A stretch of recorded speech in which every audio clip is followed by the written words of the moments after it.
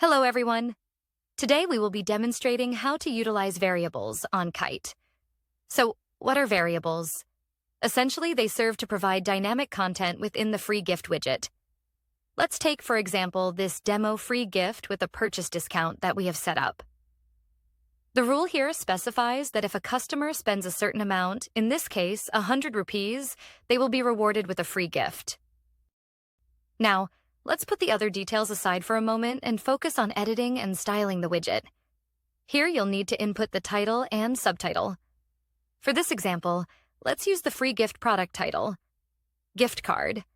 And for the subtitle, we'll say that the customer needs to claim 100 rupees to unlock the gift. Now, imagine that after 10 days, you want to change the free gift product and the amount. It would be inefficient to come back here each time to input a new title and amount. To address this, Kite has introduced variables. Variables are dynamic content that you don't have to input repeatedly. When you click on variables, you will see all the available variables. Let's take a look at an example of how this works. For the title, it's the free gift product. So, we'll copy this variable and paste it. The system will automatically fetch the free gift product from the backend. Similarly, you can insert dynamic content or variables within the subtitle. Go to Variables and select Currency. Instead of stating the amount in Indian rupees, input the remaining amount.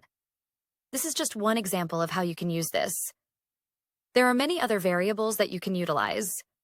Save this.